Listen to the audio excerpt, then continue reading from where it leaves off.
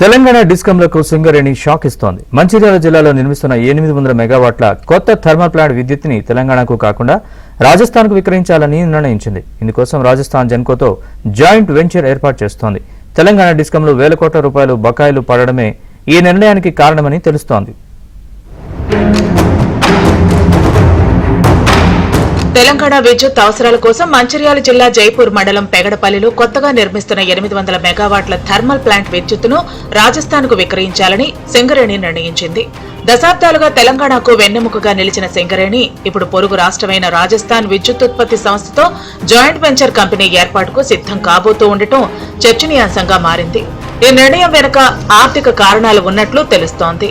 జైపూర్లో power plant ఏర్పాటు చేసి సుమారు 8,000 కోట్ల రూపాయలు అప్పు తీసుకొని దాన్ని కట్టడం జరిగింది.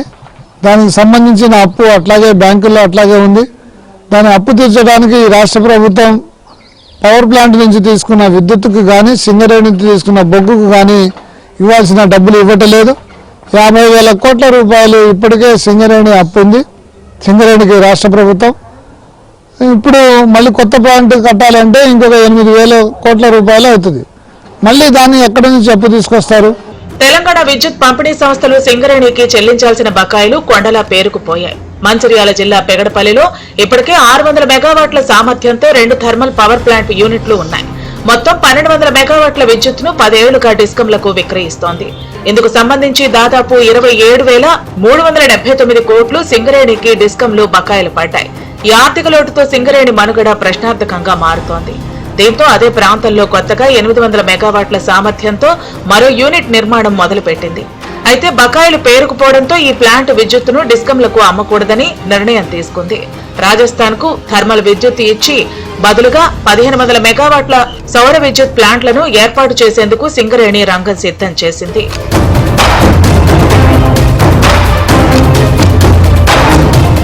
రామగుండంలో కొత్తగా 800 మెగావాట్ల థర్మల్ ప్లాంట్ నిర్మాణానికి జెన్కోకు ఇటీవలే తెలంగాణ మంత్రివర్గం అనుమతి ఇచ్చింది. అసలే పర్యావరణ నిబంధనలు కఠినతరం అవుతున్న తరుణంలో బొగ్గు ఆధారిత విద్యుత్ కేంద్రాలకు అనుమతులు రావటం కష్టతరం అవుతోంది.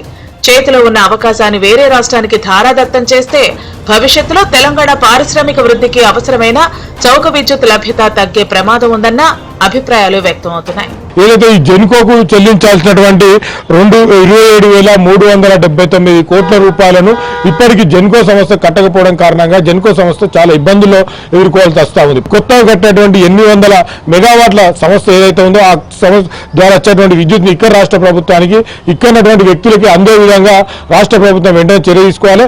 ఈ బకాయిలను ఏదైతే జెన్కోకు ఉన్నటువంటి బకాయిలను కూడా వెంటనే చెల్లించాలని చెప్పి మేము డిమాండ్ చేస్తా ఉన్నాం. మరోవైపు సింగరేణి టెండర్ ప్రక్రియను వేగవంతం చేస్తూ కన్సల్టెన్సీ సంస్థల కోసం ప్రకటన జారీ చేయడంతో ఈ వ్యవహారం ఇప్పుడు రాజకీయంగా కూడా దుమారం రేపుతోంది.